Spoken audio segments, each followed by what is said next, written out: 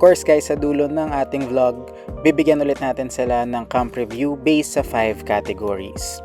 So number 1, of course, accessibility, security, price value, signal, at last is comfort room check. So stay kayo, panoorin nyo mamaya kung ano ang score ng ating campsite na pupuntahan.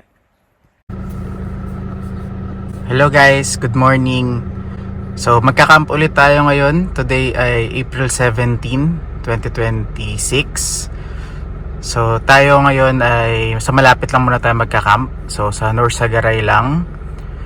So mag-stay tayo doon ng 3 days and 2 nights. So welcome to episode 5 sa Baraka Limestone Cave. So tara, pakita ko sa inyo yung daan papunta doon.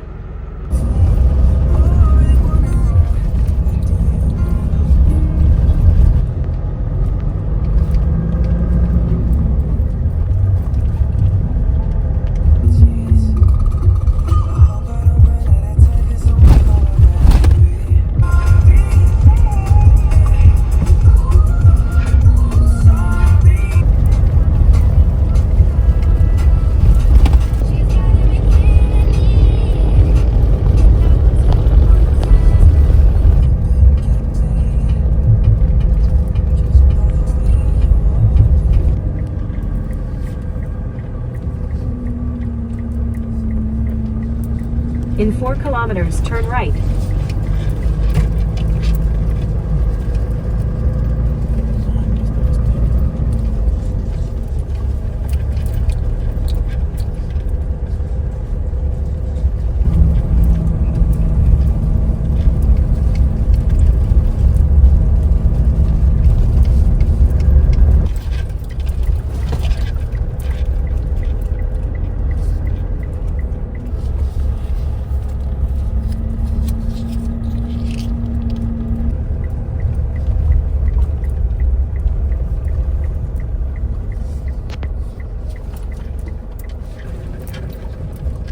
Saan kaya? Tingnan mo.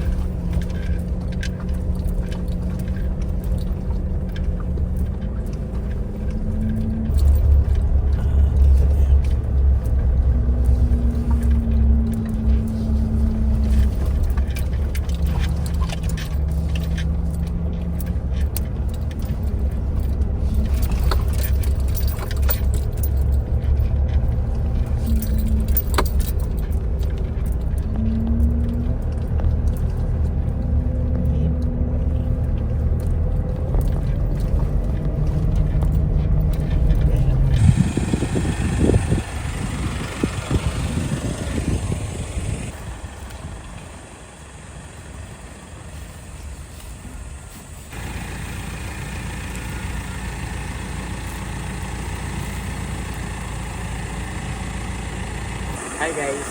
So, good morning. So, nandito na tayo ngayon sa Baraka Limestone Cave campsite sa North Sagaray, Bulacan. So, wala pa tayong kasama dito. So, una natin gagawin ay tayo ay dapat nang mag-set up. So, let's go!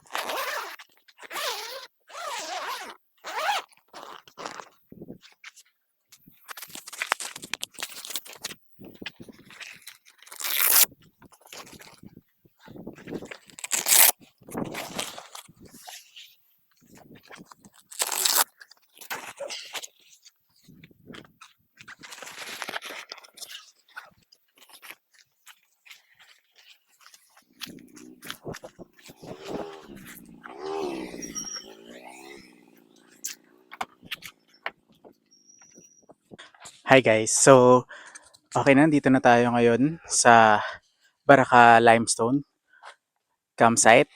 Nakapag-setup na rin tayo, so nabuksan natin or nagamit natin ngayon yung ating 270 owning. So nalagay na rin natin doon yung ating inflatable tent. So medyo gutom na kami. So mamaya ako na ipapakita kung ano yung setup natin. Magluluto muna tayo ng lunch. Hi guys. So papakita ko naman sa inyo ngayon yung CR saka yung water supply kung gaano kalakas. Sa magigib na rin tayo guys ng tubig natin. Though hindi naman ganun kalayo yung source. Ito yung CR saka yung parang hugasan. Ito lang yung ating setup. So tara. So guys, ito yung CR dito sa Baraka campsite. Again, yun lang yung setup natin. Yan, tara. Tingnan natin CR.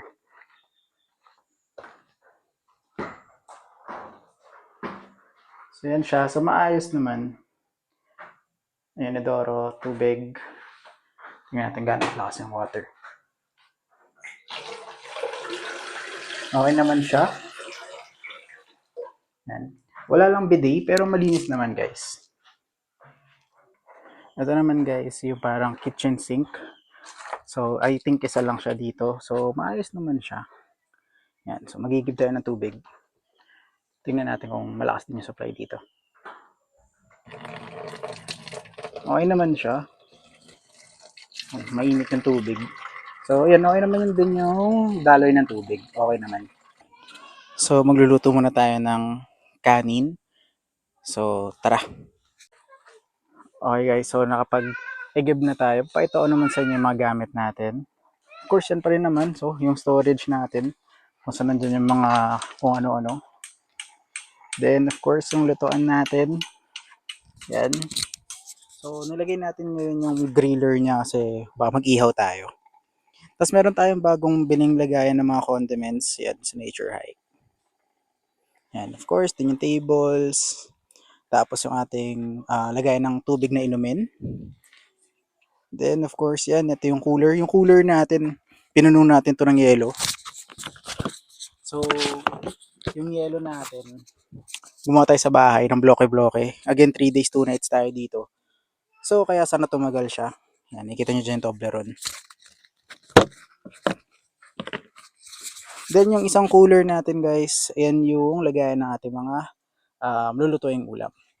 Then, of course, yung ating mga sabitan. Yan. Then, yung ating camping chair na binili natin sa Decathlon. Then, yung long table. Then, of course, yung ating inflatable na mountain hiker tent. So, silipin natin. So, guys, ito na ulit yung ating inflatable. So, meron tayong mga binili na bagong gamit. Of course, hindi pwedeng mag-camping nang hindi ka gumagastos. So, bumili tayo ngayon ng inflatable na sofa na pang isang tao. Yan. Then, bumili rin tayo ng kanyang parang sapin. And then bumili na rin tayo ng panibagong sapin dito sa ating tent. So of course, and ulit yung ating inflatable bed. So guys, tapos na tayo magluto ng kanin. So magluluto na tayo ng ulam natin ngayong lunch. So ang menu natin ngayong lunch ay um, liempo na ipiprito natin. Tapos fried na talong. Okay? So pakita ko sa inyo. Inuumpisahan na natin magluto ng lunch. So, inuna na natin ang pagprito ng talong. Yan. Guys, tapos na tayo magluto ng talong. So, ngayon naman ay luluto na natin ng ating fried na liempo.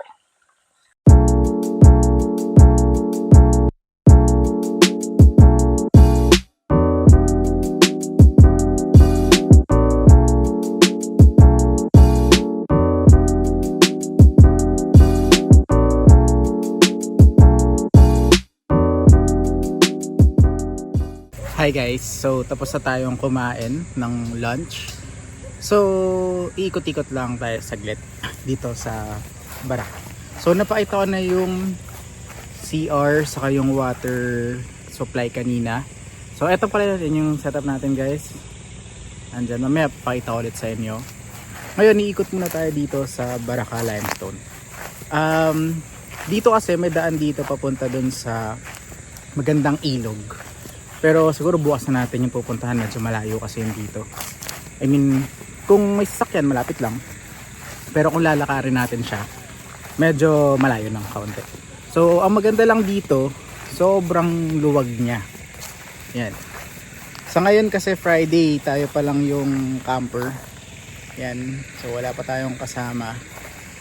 Pero sabi nila bukas daw meron. So dito guys, so ngayon ay April, so season ng mangga. So kasi ang dami nilang mangga dito. Actually yung maganda dito rin sa campsite na to, ang dami niyang puno. Ayun o, titignan nyo guys. Lahat yan puno ng mangga. Yan, dami o.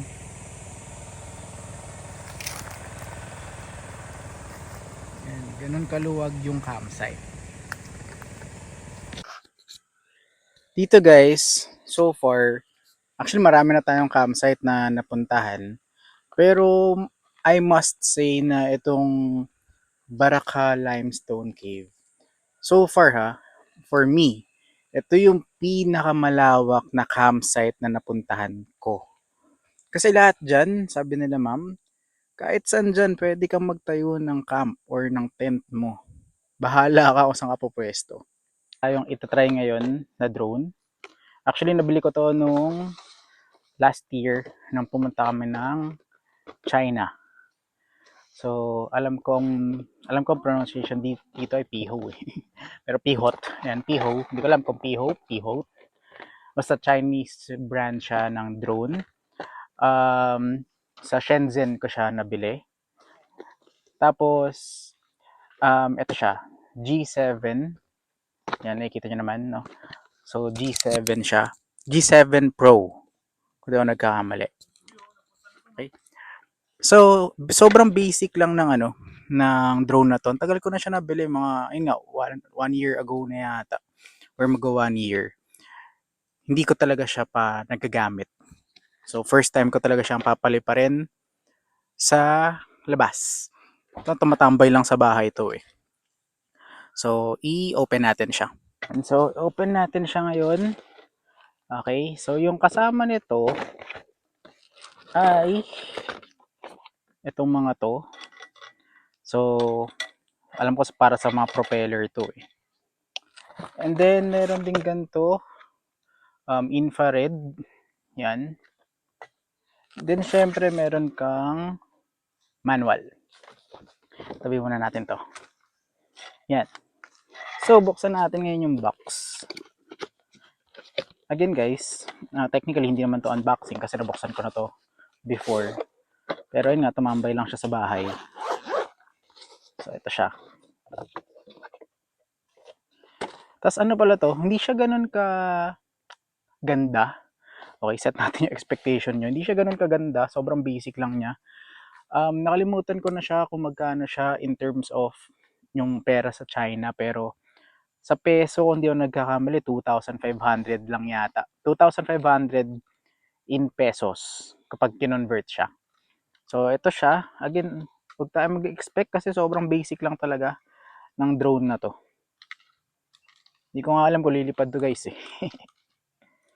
Yan, so syempre yung drone. Ito yung remote. And then, ito yung battery ng drone. Tapos ito ay may battery na 3 AA. Actually, guys, sabi ko sa inyo, 'di ba, natambak to sa bahay. May iniwan akong battery dito eh. Buti na lang nung binuksan ko siya this week. Buti na lang binuksan ko siya this week kasi hindi ko maalala talagang mayroong battery. So buti na lang hindi siya nasira. So kukunin lang natin ngayon yung battery. Wait lang. So yun guys, nakuha na natin yung battery. Yan, itong battery na to, ginagamit ko pa to sa Tamiya dati. So, AA naman siya. So ito try natin. Sana mag-work pa siya guys. Kasi sabi ko nga sa inyo, naiwanan ko ito ng battery. Yan.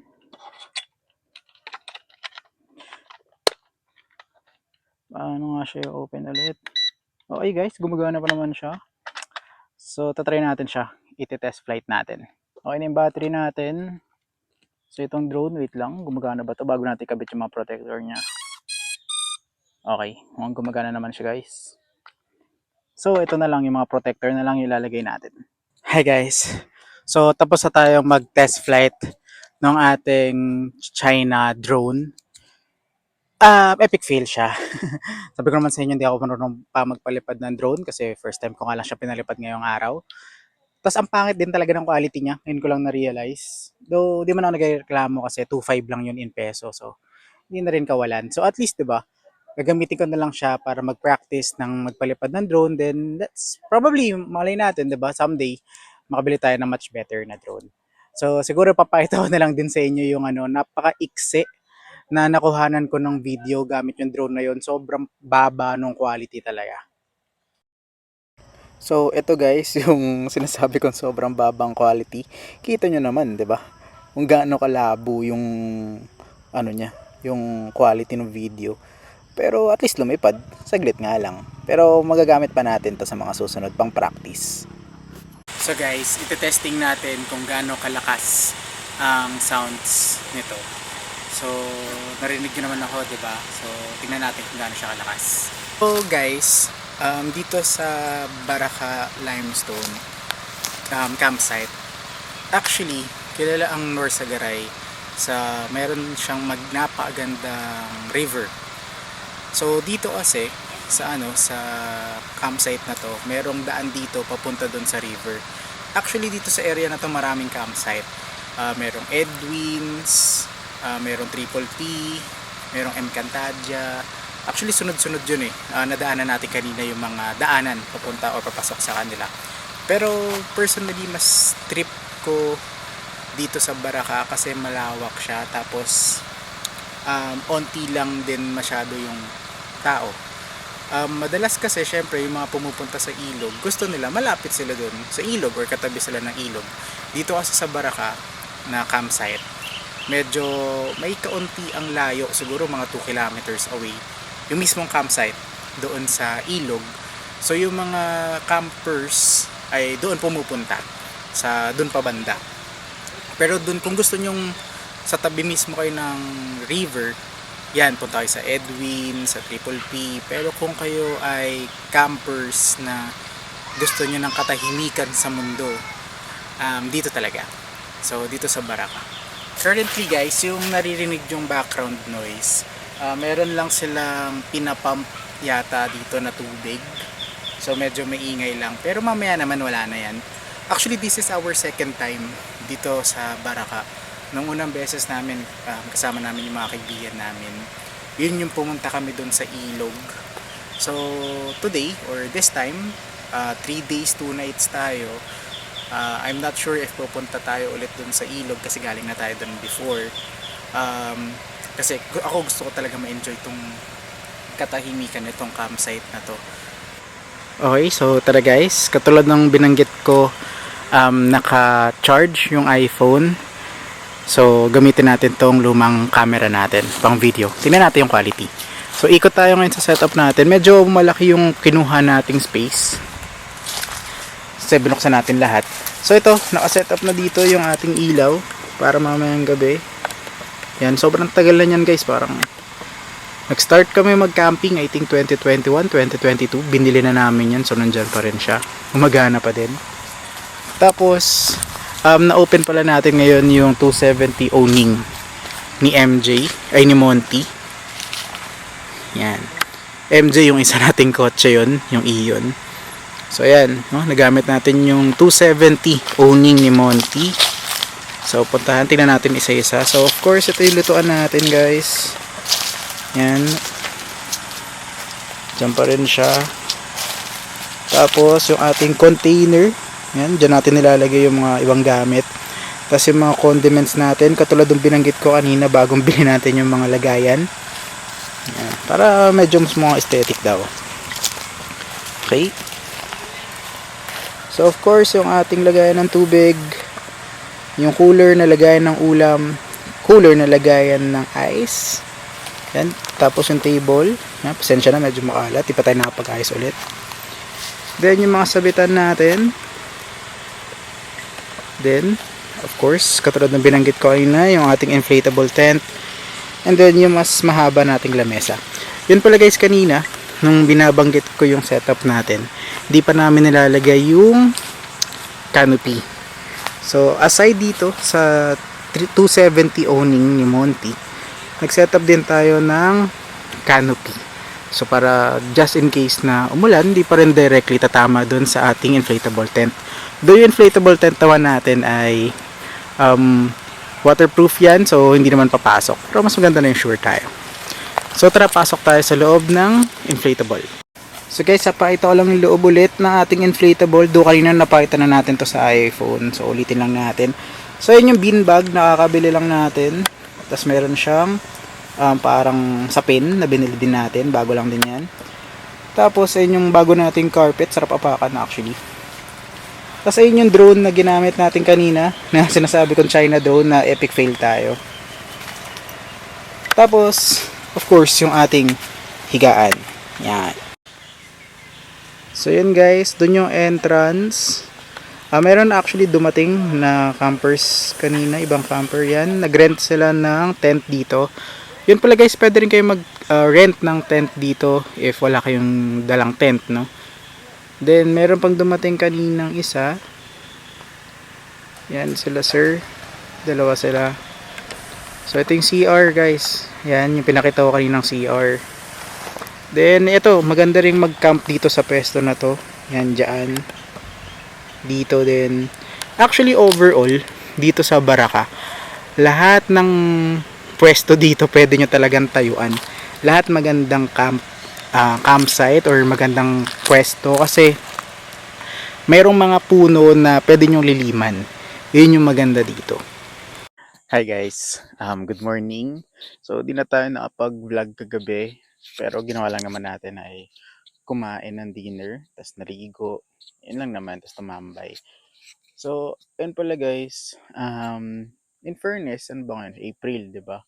In fairness naman dito, medyo malamig pa rin naman ng gabi. So, makakatulog naman kayo ng matiwasay.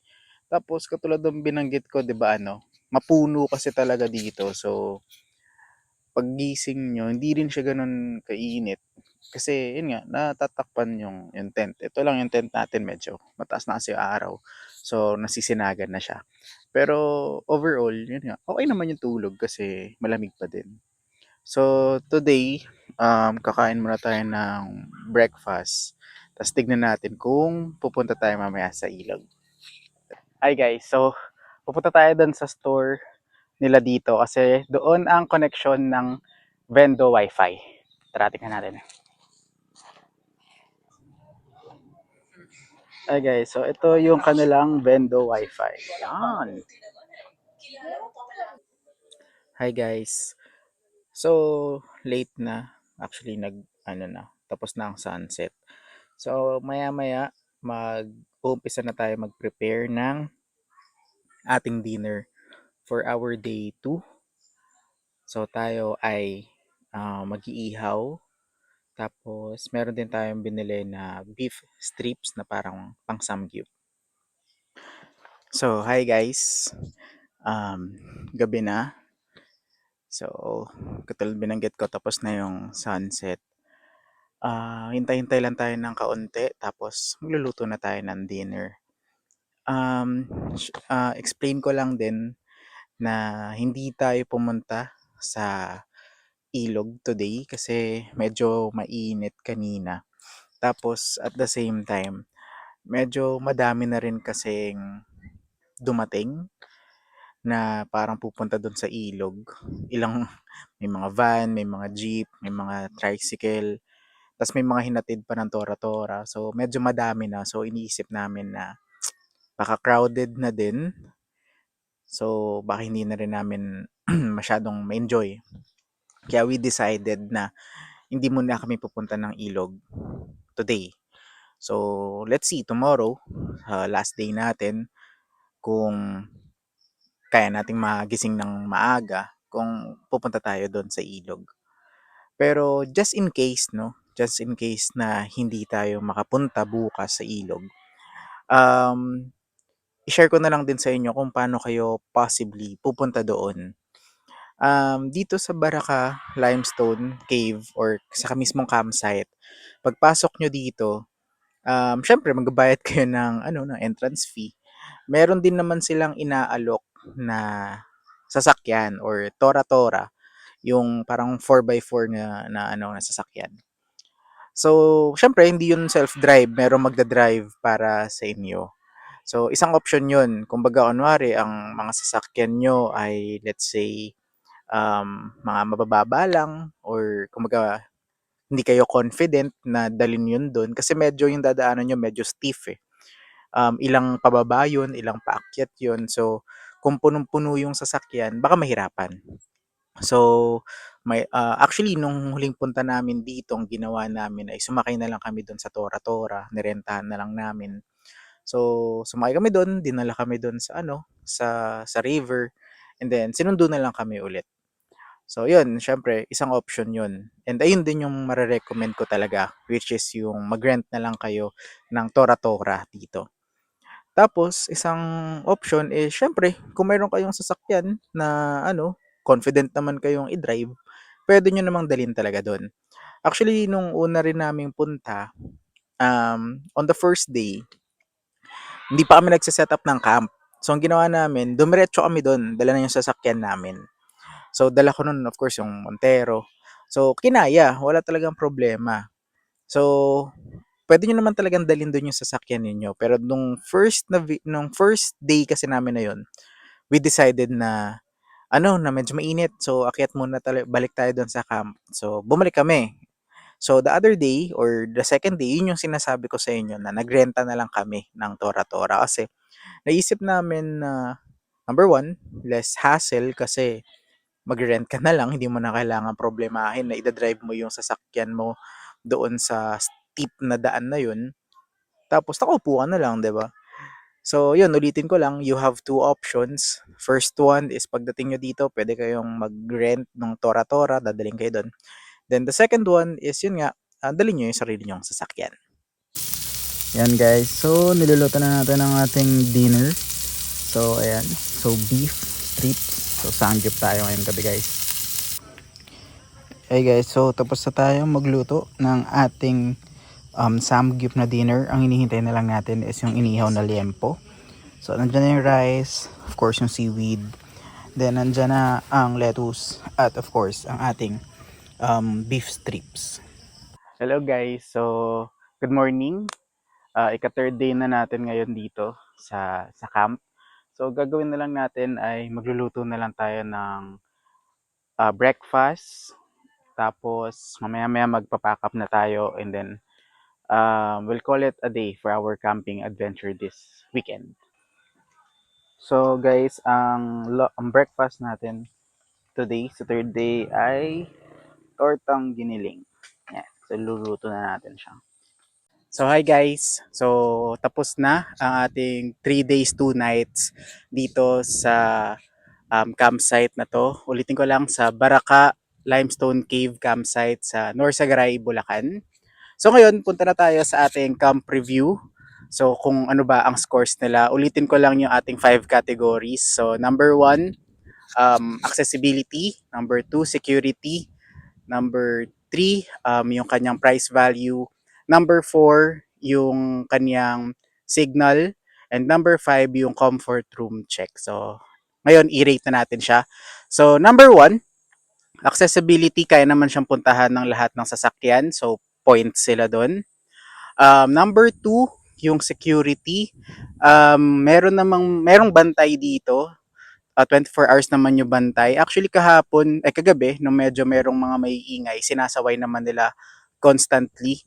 So, consistently. So, okay naman doon. So, okay, points din sila sa security. Number 3, sa price value. Para sa overnight na 250 pesos, sobrang sulit siya. So, points din sila doon. Ngayon, sa number 4, pagdating sa signal, medyo pahirapan yung signal dito. May mga spots na may mga spots na dead signal. So, walang signal masyado. Pero meron silang inaalok na Vendo Wi-Fi. So, kung gusto niyo magkaroon ng internet, yun, magbabayad lang kayo doon sa Vendo machine. Pero for that one, bibigyan lang muna natin sila ng 0.5. na score. Tapos, on the 5th category, yung ating comfort room check. Nakita nyo naman, naka-tiles naman yung CR, okay naman yung daloy ng tubig. Yun lang, dalawa kasing CR dito, isa lang yung nakabukas. So, for that one, 0.5 siya kasi syempre pag marami ng campers, baka mahaba na yung pila. Pero again, no, yun, 0.5 siya doon. So overall, out of 5 categories, ang na-score ni campsite na to ay 4 out of 5. So definitely, okay siyang balikan. Again, pangalawang punta na namin dito, so okay talaga siya. So sa mga naghahanap ng campsite dyan sa bandang Bulacan, so puntahan nyo to. So again, Baraka Limestone Cave, Norsagaray, Bulacan. So guys, thank you sa panonood ng video. So kita-kits ulit tayo next week sa next nating camp.